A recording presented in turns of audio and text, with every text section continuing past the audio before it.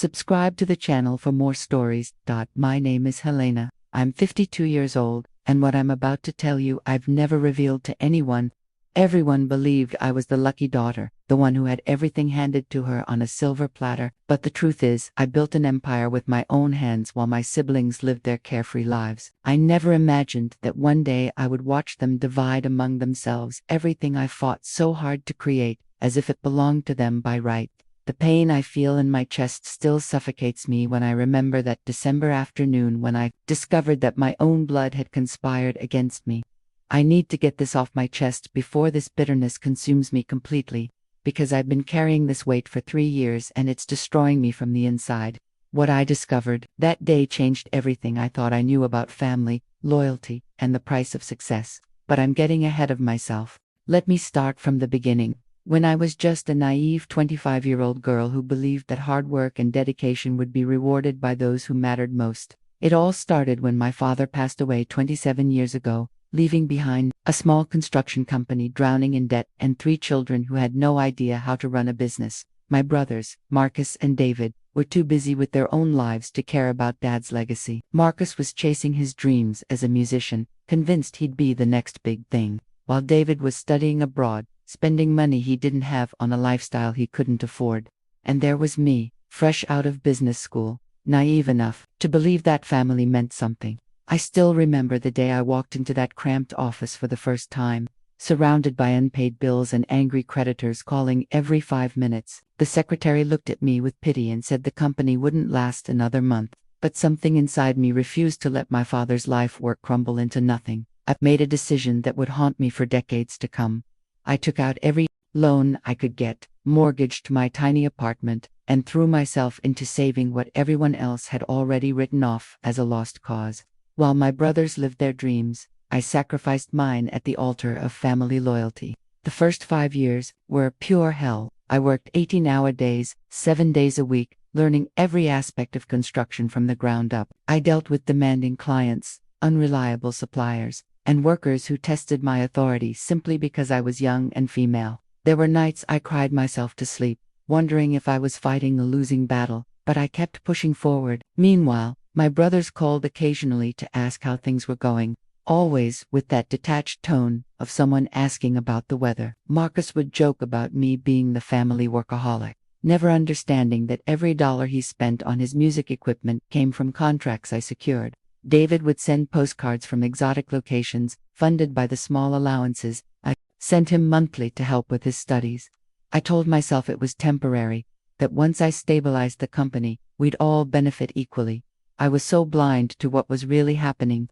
I was building their future while they lived their present, and they saw it as their birthright rather than my sacrifice. The worst part wasn't the physical exhaustion or the financial stress, it was the loneliness. I had no social life, no romantic relationships, no hobbies or interests beyond keeping the company afloat. I watched my friends get married, have children, buy homes, while I poured every ounce of my energy into a business that legally belonged to all 3 of us, but emotionally belonged only to me. But something incredible started happening around year 6. All those sleepless nights, all those difficult decisions, all those moments when I wanted to give up, they finally started paying off. The company began to thrive in ways none of us had imagined. We landed our first major commercial contract, a shopping mall development that put us on the map. Suddenly, other developers were calling us, architects were recommending our services, and our reputation for quality work spread throughout the city. I hired more workers, invested in better equipment, and expanded our services to include project management and consulting. The little company that was drowning in debt when I took over was now generating millions in revenue annually. I felt invincible, like I had proven to myself and everyone else that I was capable of extraordinary things. My personal life remained non-existent, but I told myself it was worth it. I was building something lasting, something that would secure my family's future for generations. I started making plans for expansion, dreaming of opening offices in other cities, maybe even internationally. I was so focused on growth and success that I didn't notice the subtle changes in my brothers' attitudes. They started calling more frequently, asking more detailed questions about the business. They began showing up at company events, introducing themselves as co-owners to clients and partners. At first, I was thrilled. Finally, they were taking interest in what I had built. I thought they were proud of me, that they wanted to be part of our success story. I had no idea they were already making plans of their own. The signs were there, but I was too trusting, too focused on the positive momentum to see the storm that was brewing. By year 10, we had become one of the most successful construction companies in the region. We employed over 200 people, had ongoing projects worth tens of millions, and our name was synonymous with quality and reliability. I had transformed myself from a naive young woman into a respected businesswoman, sitting on boards, speaking at conferences, and being featured in industry publications. The shy girl who had walked into that cramped office was now a force to be reckoned with. But success came with its own set of challenges that I never anticipated. The bigger we grew, the more complex our operations became, and the more my brothers started inserting themselves into the business. Marcus had finally given up on his music career after years of failed attempts and mounting debt. He came to me with tears in his eyes, claiming he was ready to contribute to the family business and asking for a position. David had finished his studies and was back from abroad, charming and sophisticated, full of ideas about modernizing our approach and leveraging new opportunities. I welcomed them both with open arms, so grateful to finally have family support that I ignored every red flag. I created executive positions for them, gave them generous salaries, and began including them in major decisions. Marcus became our director of operations, though he had no experience in construction or business management. David took on the role of strategic development director, armed with his fancy degree and smooth-talking skills. I thought I was doing the right thing, sharing the success I had created with the people who mattered most to me. I believed we were finally becoming the united family team I had always dreamed of. What I didn't realize was that I had just invited wolves into my own house, and they were already planning how to divide the feast I had prepared. For the first 2 years after my brothers joined the company, everything seemed perfect on the surface. We were working together, making decisions as a family, and the business continued to grow. I finally felt like I had both professional success and family unity. But there were subtle changes that I initially dismissed as growing pains. Important meetings started happening without me, with Marcus and David claiming they were just preliminary discussions that didn't require my input yet. Clients began mentioning conversations with my brothers about projects I knew nothing about. Financial documents would go missing from my office, only to reappear days later in different locations. When I questioned these incidents, my brothers would laugh it off, saying I was being paranoid or working too hard. They convinced me that I needed to delegate more, trust them more, and stop trying to control every aspect of the business. Their words felt reasonable, even caring, so I began to step back slightly, giving them more autonomy. This was the biggest mistake of my life, but at the time, it felt like natural evolution. I was exhausted from carrying the entire burden alone for so many years, and having family members I could rely on seemed like a blessing. I started taking my first real vacations in over a decade, finally dating someone seriously, and even considering the possibility of marriage and children. For the first time in my adult life, I felt like I might be able to have both professional success and personal happiness. Little did I know that while I was learning to live again, my brothers were systematically positioning themselves to push me out of the very company I had built from ashes. The pieces of their plan were falling into place, and I was too grateful for their presence to see the trap being set around me. The first real crack in our family facade appeared during a board meeting about expanding into real estate development. I had spent months researching the opportunity, building relationships with potential partners, and developing a comprehensive business plan. It was my vision, my project, my passion. But when we sat down to discuss it, Marcus and David presented their own version of the plan, one that positioned them as the primary decision makers and me as more of a consultant role.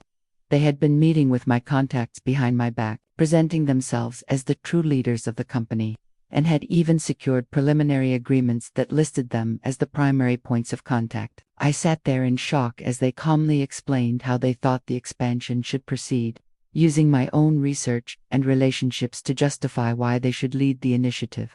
When I protested, they exchanged glances that I'll never forget, a look that said they had expected this reaction and were prepared for it. Marcus spoke first, his voice calm but condescending. explaining that the real estate market required fresh perspectives and dynamic leadership that could connect with younger clients. David nodded in agreement, adding that my more traditional approach might not be the best fit for this particular venture. The room fell silent as the weight of their words hit me. They were essentially saying that the company I had built, the success I had created, the reputation I had earned, were somehow not enough for the next phase of growth. They were politely but firmly pushing me aside, using my own ambitions as the vehicle for my demotion. I felt like I was drowning in that conference room, surrounded by family members who had become strangers, watching them plot my professional demise with the same casual tone they might use to discuss dinner plans. That night, I couldn't sleep. I kept replaying the meeting in my head, analyzing every word, every gesture, every implication. I realized that this wasn't a sudden decision, but the culmination of months, maybe years of planning. I started remembering all those preliminary discussions they had without me, all those missing documents, all those client conversations I hadn't been part of. They had been building a parallel power structure within my own company, positioning themselves as the real leaders while gradually marginalizing my role.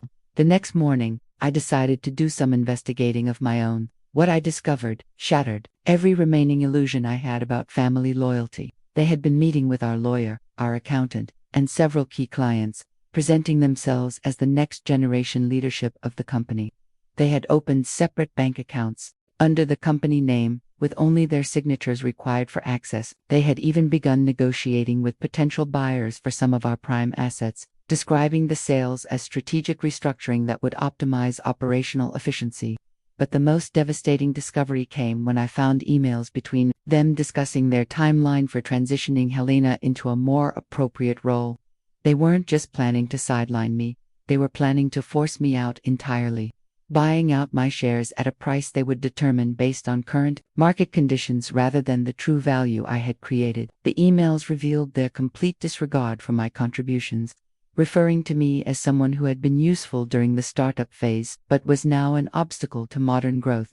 27 years of my life, 27 years of sacrifice, dedication, and love, reduced to a footnote in their grand plan for taking over what I had built. I printed every document, saved every email, and began planning my own strategy for the war I never wanted to fight. The confrontation was inevitable, but I wanted to be strategic about it.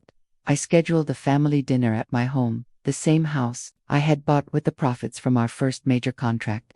Thinking it would be easier to have this conversation in a familiar, private setting, I prepared their favorite meal, set the table with our mother's china, and waited for them to arrive. When they walked in, laughing and joking like nothing had changed, I felt a surge of rage mixed with heartbreak that nearly knocked me off my feet. We ate in relative silence, making small talk about weather and current events, but I could see the tension in their faces. They knew something was coming.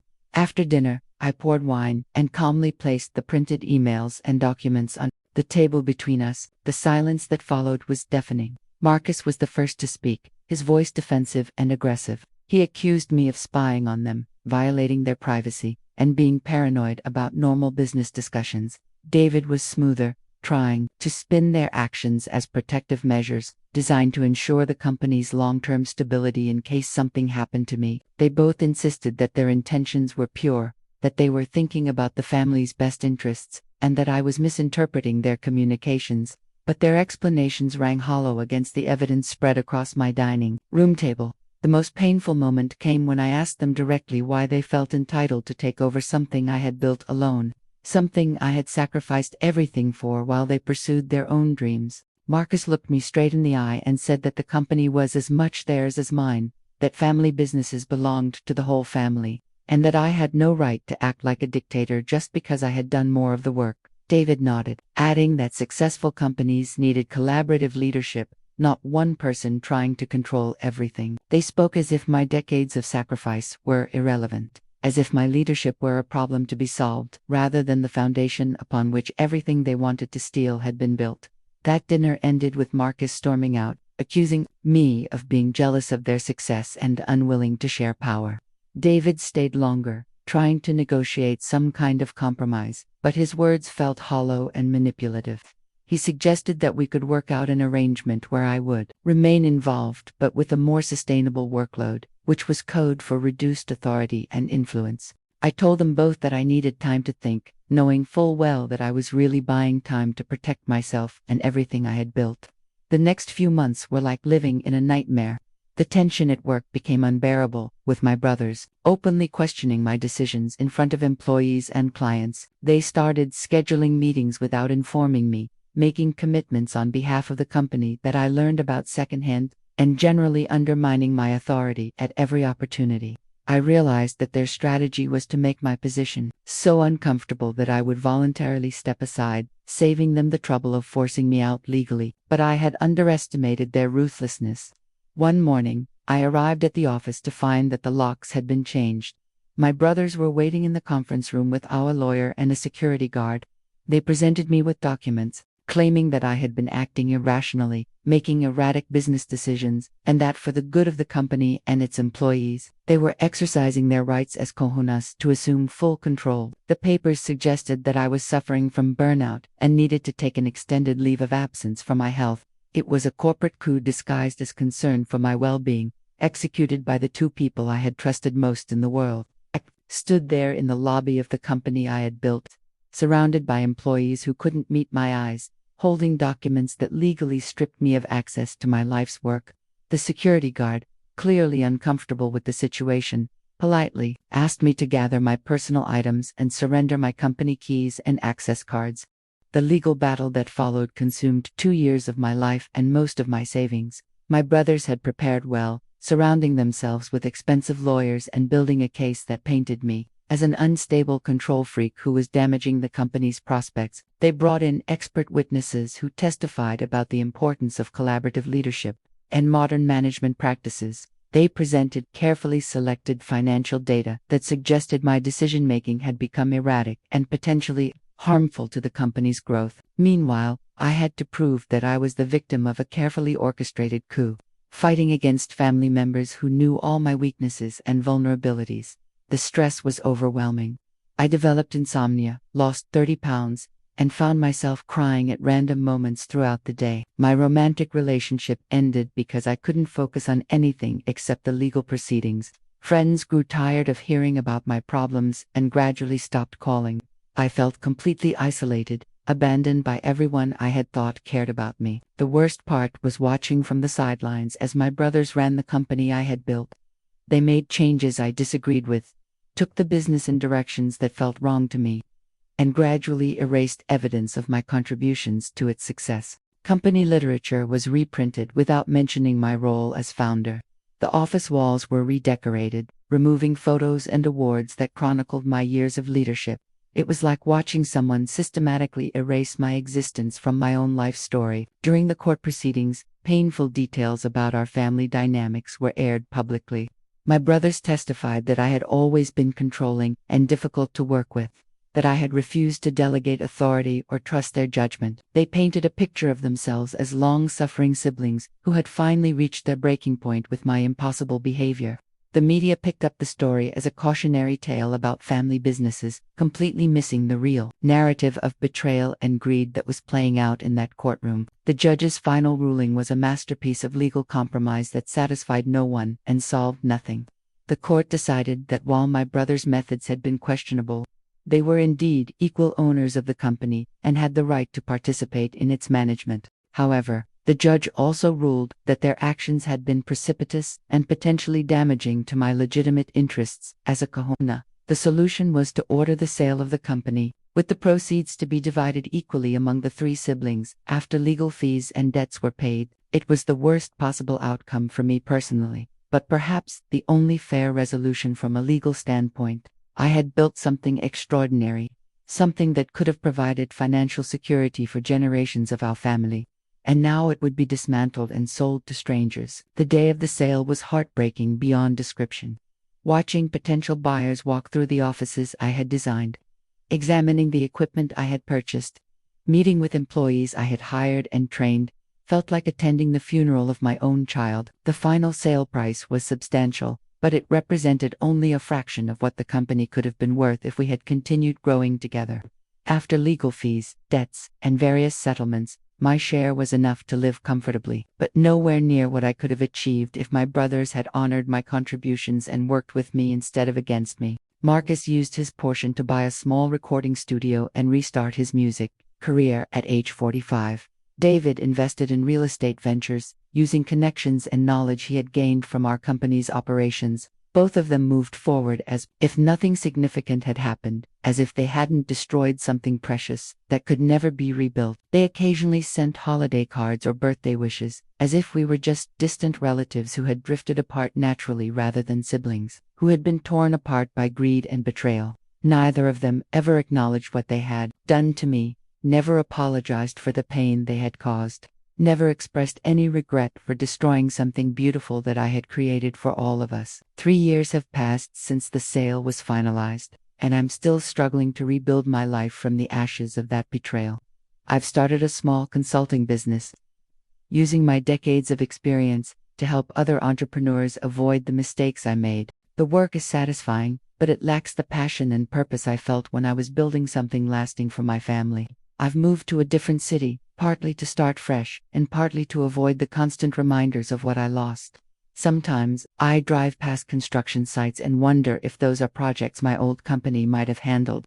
Buildings that could have been part of my legacy instead of footnotes in someone else's story. I've tried dating again, but it's difficult to trust anyone when the people closest to you proved capable of such devastating betrayal.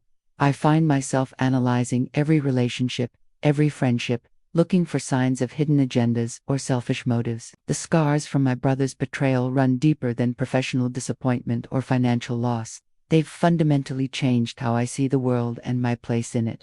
But what I didn't expect was that my story was far from over. Sometimes, the universe has a way of delivering justice when you least expect it. And sometimes the very people who destroy your life end up destroying themselves in the process. What I'm about to tell you about what happened to my brothers will shock you as much as it shocked me. The karma that followed their betrayal was swift, brutal, and more complete than anything I could have imagined in my darkest moments of revenge fantasies. 6 months after our company was sold, I started hearing whispers through industry contacts about problems at Marcus's new recording studio. At first, I tried to ignore the gossip, telling myself I needed to focus on my own healing and move forward. But human nature is curious, especially when it involves people who have wounded us so deeply. The rumors were too specific and too consistent to dismiss. Marcus had apparently borrowed heavily against his share of the company's sale to fund his studio dream, convinced that his decades of failure in music had been due to lack of proper equipment and professional space rather than lack of talent. He had hired expensive producers, rented premium recording equipment, and marketed himself as the owner of the city's most advanced recording facility. But the music industry is brutal to middle-aged newcomers, especially those with more money than connections or proven track records. Within months, Marcus was struggling to book clients, and the few sessions he did manage were plagued by technical problems and personality conflicts. His decades away from the music scene had left him out of touch with current trends and technologies. Younger, hungrier studio owners were undercutting his prices while offering more modern services and better customer relationships. The most ironic part was that Marcus, who had always criticized my controlling management style, proved to be an impossible perfectionist who drove away clients with his demands and attitude. Musicians who initially booked sessions would leave mid-project, complaining about his condescending behavior and outdated approaches. Word spread quickly in the tight-knit music community, and soon Marcus's reputation was toxic. He had burned through most of his money in the first year, and by month 18, he was facing foreclosure on both the studio and his personal residence. Meanwhile, David's real estate ventures were imploding in spectacular fashion. His strategy had been to use insider knowledge from our construction company's projects to identify undervalued properties before major developments were announced. It seemed brilliant on paper, but David had always been better at talking about business than actually conducting it. He had over-leveraged himself on multiple properties, assuming that gentrification and development would drive up values quickly enough to cover his massive debt obligations. What he hadn't anticipated was a shift in municipal planning priorities, and several major developers pulling out of projects due to economic uncertainty.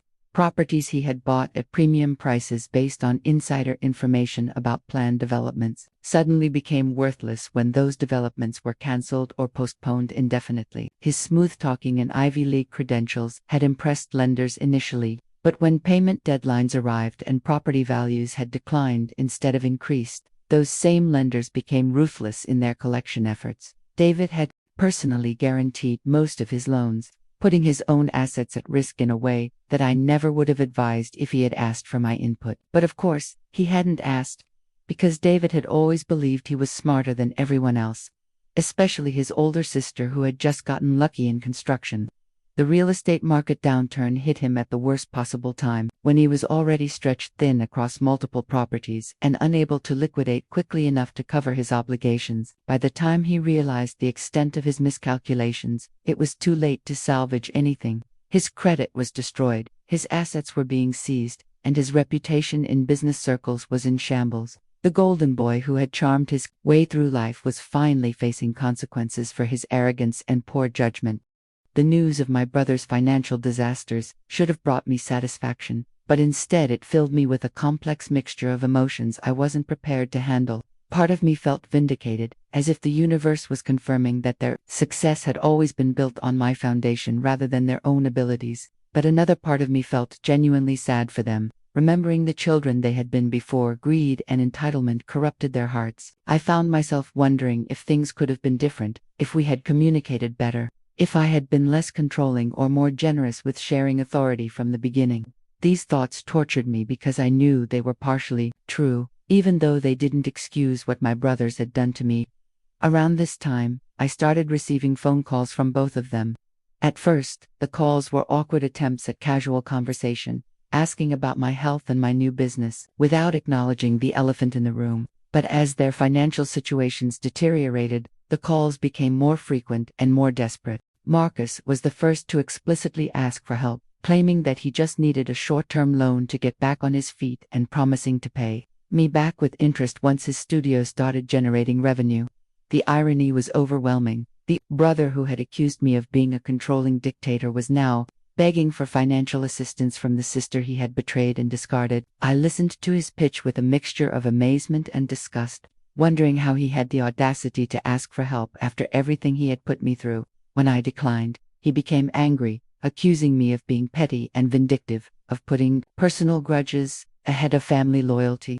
The hypocrisy was breathtaking, but it also revealed something important about Marcus's character. He genuinely believed that his actions had been justified, and that I was being unreasonable by refusing to help him now. David's approach was more sophisticated but equally manipulative. Instead of directly asking for money, he suggested that we could collaborate on some real estate opportunities that would be mutually beneficial. He painted elaborate pictures of joint ventures and partnerships, using all the business school terminology he could remember to make his desperation sound like opportunity. But I could see through his polished presentation to the panic underneath. He was drowning financially, and hoping I would throw him a lifeline disguised as a business deal. His proposals were fundamentally flawed, based on the same over-optimist projections and insufficient market research that had led to his current predicament. When I pointed out the obvious problems with his plans, he became defensive and condescending, suggesting that my limited experience in real estate made me unable to appreciate the sophisticated strategies he was proposing. Even in his desperation, David couldn't resist patronizing me, couldn't acknowledge that my business judgment might be superior to his despite my lack of formal education in his area of expertise. The conversation ended badly, with David accusing me of being and unable to see big-picture opportunities. I hung up the phone, feeling exhausted by the interaction but also strangely liberated. For the first time since our legal battle ended, I felt completely free of any obligation or emotional connection to my brothers. Their requests for help had revealed the true extent of their selfishness and lack of self-awareness. They had destroyed our family business and my trust, but they still expected me to rescue them from the consequences of their own poor decisions. The entitlement was staggering, but it also provided clarity about who they really were beneath the sibling relationships we had shared. As months passed, my brother's situations continued to deteriorate in ways that were both predictable and shocking. Marcus lost his recording studio to foreclosure and was forced to move back in with our elderly mother, a humiliation that wounded his pride more than any financial loss could have. At 52 years old, he was sleeping in his childhood bedroom, dependent on a woman in her 70s for basic shelter and support. The man who had criticized my work ethic and questioned my business decisions was now unemployed and unemployable. his reputation in the music industry so damaged that even entry-level positions were unavailable to him. He spent his days playing guitar in his old bedroom, composing songs about his failures and missed opportunities, as if artistic expression could somehow compensate for decades of poor choices and burned bridges. Our mother, bless her heart, tried to be supportive, but I could hear the strain in her voice when she called to update me on his situation. She was worried about her own financial security, wondering how long she could afford to support an adult son who showed no signs of recovering from his self-inflicted disasters. David's fall was even more dramatic because he had farther to drop. His bankruptcy filing became public record, revealing the staggering extent of his debts and the reckless financial decisions that had led to his downfall. Local business publications picked up the story, presenting it as a cautionary tale about over-leveraging and speculative real estate investment. The same man who had once been featured in magazines as a rising star in business was now being used as an example of what not to do. His expensive suits were replaced by discount store clothing. His luxury car was repossessed, and his social circle evaporated as former friends distanced themselves from his toxic reputation. The most painful part for David was probably the social humiliation, the loss of status and prestige that had always been more important to him than actual wealth or security. But the universe wasn't finished delivering its lessons to my brothers. About 2 years after their initial financial collapses, I learned through mutual acquaintances that both Marcus and David were facing serious legal troubles related to their failed business ventures. Marcus was being sued by several musicians who claimed he had used their deposits for studio time to pay other bills, essentially running a Ponzi scheme to keep his failing business afloat longer than it should have survived. The accusations painted a picture of desperation and deception that was heartbreaking to contemplate, especially since Marcus had always prided himself on being an artist with integrity. The legal proceedings revealed that he had made promises to clients that he knew he couldn't keep, had taken money for services he couldn't provide, and had covered up his financial problems with lies and misdirection. David's legal troubles were even more serious, involving potential fraud charges related to his real estate transactions. Investigators had discovered that he had misrepresented property values to lenders, had used falsified documents to secure loans, and had engaged in other deceptive practices that crossed the line from poor judgment into criminal behavior. The charges suggested a pattern of deliberate deception rather than simple business mistakes, indicating that David's smooth exterior had been hiding some very dark financial practices. Both of my brothers were now facing the possibility of prison time, in addition to their financial ruin and social disgrace. The men who had once smugly explained to me why I wasn't qualified to lead the company I had built were now criminal defendants trying to avoid jail sentences for their own incompetence and dishonesty. The irony was almost too much to process, but it also provided a strange sense of cosmic justice that I hadn't expected to feel. During this period, I received a call that changed everything I thought I knew about forgiveness and family. It was our mother, crying so hard I could barely understand her words. She told me that Marcus had been hospitalized after a suicide attempt, overwhelmed by the shame of his failures and the prospect of criminal charges. He had left a note apologizing to everyone he had hurt and expressing his belief that our family would be better off without him. The news hit me like a physical blow, despite everything that had happened between us. Whatever anger I felt toward Marcus, I had never wanted him to suffer to the point of wanting to end his life. I drove to the hospital immediately, my mind racing with guilt, regret, and confusion about what I was supposed to feel in this situation. When I saw Marcus in that hospital bed, looking frail and defeated, all the anger I had been carrying suddenly felt heavy and pointless. This wasn't the arrogant man who had betrayed me and stolen my company. This was my little brother who used to practice guitar in the garage while I did homework, who had dreamed of making music that would touch people's hearts. The sight of him hooked up to monitors and sedated with antidepressants made me realize that revenge, even cosmic revenge, wasn't as satisfying as I had imagined it would be. I sat beside his bed for hours, holding his hand and talking to him, even though he was mostly unconscious. I told him about my consulting business, about the clients I was helping, about the small but growing sense of purpose I was rebuilding in my life. I also told him that I forgave him, not because what he had done was acceptable, but because carrying hatred was destroying me as much as his actions had destroyed him. When he finally woke up and saw me there, he started crying again, apologizing over and over for everything that had happened between us. For the first time in years, I saw genuine remorse in his eyes, real understanding of the pain he had caused and the magnitude of his mistakes. Marcus's hospitalization became a turning point for our entire family, forcing all of us to confront the destructive patterns we had fallen into and the prices we had paid for our pride and anger. David, faced with the reality that his brother had nearly died from despair, finally acknowledged his own role in destroying our family business and relationships. He came to the hospital looking haggard and defeated, his usual confidence replaced by genuine humility for the first time in his adult life. The three of us sat together in that sterile hospital room and had the most honest conversation we'd shared since we were children. David admitted that he had always been jealous of my success and my work ethic, that he had convinced himself I didn't deserve the leadership role I had earned through decades of sacrifice. Marcus confessed that he had resented being seen as the family failure while I was celebrated as the achiever, and that taking over the company had felt like his only chance to prove his worth. They both acknowledged that their actions had been driven by ego and insecurity rather than legitimate business concerns, and that they had destroyed something precious that could never be rebuilt. For my part, I admitted that I had been controlling and had difficulty sharing authority, that I had perhaps been so focused on protecting what I had built that I hadn't made space for their contributions and ideas. It wasn't an excuse for their betrayal, but it was an acknowledgement that I had played a role in the dysfunction that had torn our family apart.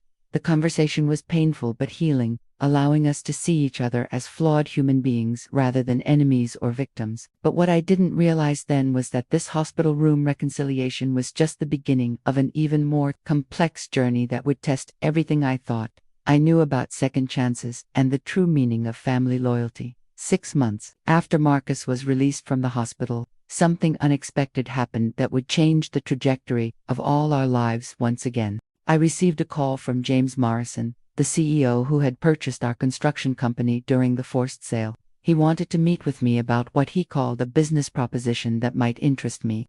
I was skeptical, assuming he wanted to hire me as a consultant or perhaps offer me a position within his organization. But when we met at his downtown office, what he proposed was far more shocking than anything I could have imagined. Morrison explained that in the 2 years since purchasing my company, he had struggled to maintain the quality standards and client relationships that had made it so valuable. Key employees had left, major contracts had been lost, and the company's reputation was beginning to suffer under his management. He was brutally honest about his failures, admitting that he had underestimated the complexity of the construction industry and overestimated his ability to adapt his corporate management style to our more hands-on business model. But here's where the story took an incredible turn that I still have trouble believing. Morrison told me that he had been quietly investigating the circumstances surrounding the sale of my company, and what he had discovered made him realize that he had unknowingly participated in what amounted to a family coup. He had documentation showing that my brothers had misrepresented their roles in the company's success, had presented financial projections that were unrealistic, and had essentially defrauded both him and me in different ways.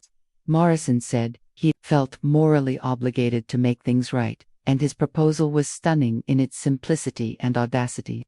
He wanted to sell the company back to me at the same price he had paid, essentially giving me the opportunity to reclaim everything I had lost. The catch was that I would need to come up with the financing within 6 months, and I would be taking on all the current debts and obligations that had accumulated under his management.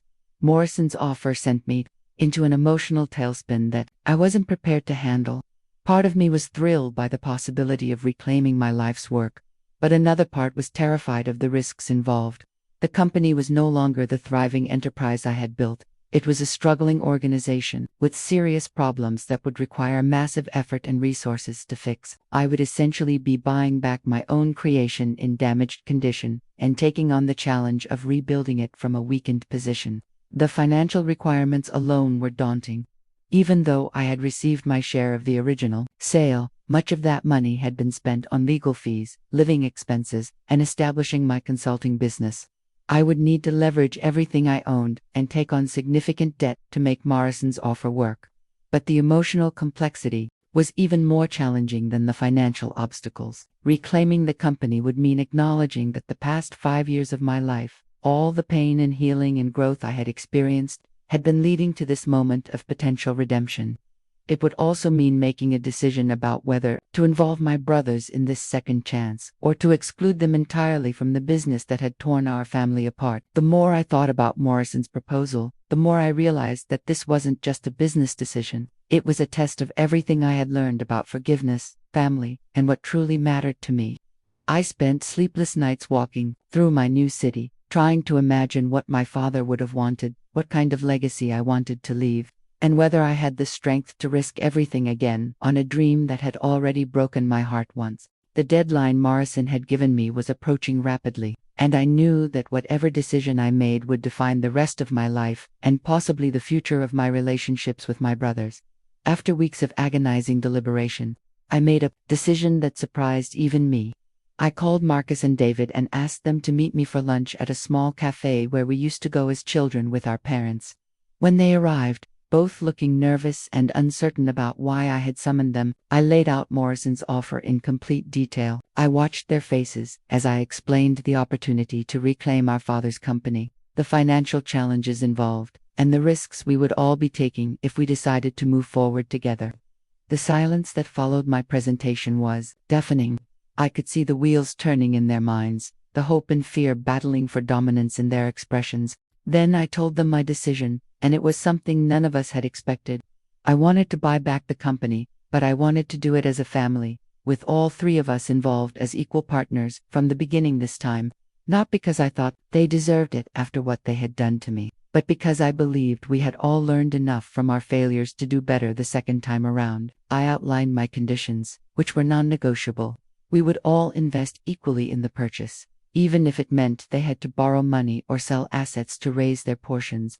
We would establish clear roles and responsibilities from day one, with written agreements about decision-making authority and conflict resolution. Most importantly, we would all commit to complete transparency about finances, operations, and strategic planning. No more secret meetings, no more hidden agendas, no more power struggles disguised as business discussions. Marcus started crying, right there in the cafe, overwhelmed by the possibility of redemption and terrified of failing again.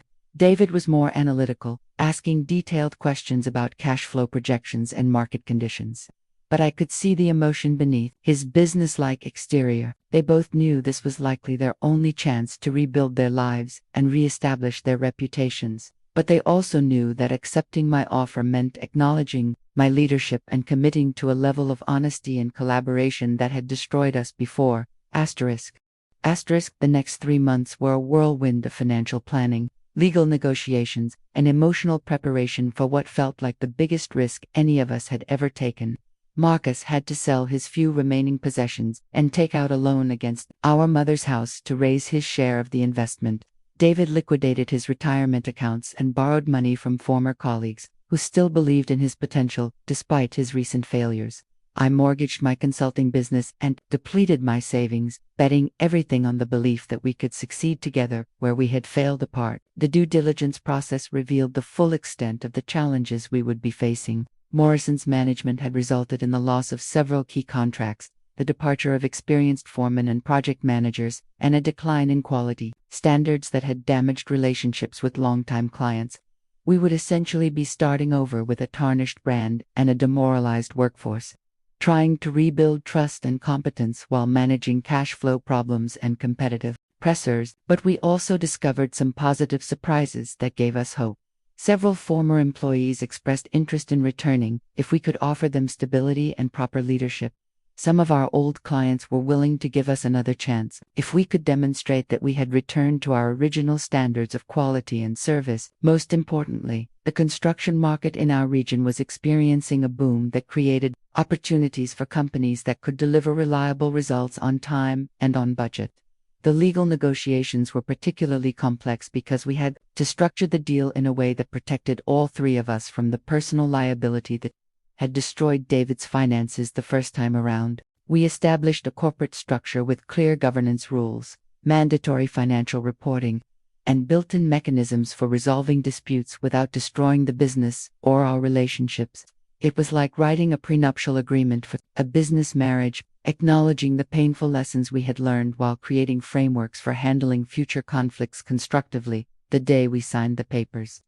To repurchase our father's company was one of the most emotionally overwhelming experiences of my life. We held the signing ceremony in the same conference room where our legal battles had been planned and executed 5 years earlier, but this time we were united in purpose, rather than divided by greed and mistrust. Morrison was gracious and supportive, expressing genuine hope that we would succeed in restoring the company to its former glory. Our lawyer, who had witnessed the destruction of our family business the first time around, seemed amazed by our reconciliation and commitment to making things work. But the real test came when we walked into the office building that had once been the center of my universe, seeing the changes that Morrison's management had made, and feeling the weight of responsibility for fixing everything that had gone wrong. The employees who remained were skeptical but cautiously optimistic, unsure whether our return represented genuine change or just another power struggle waiting to happen.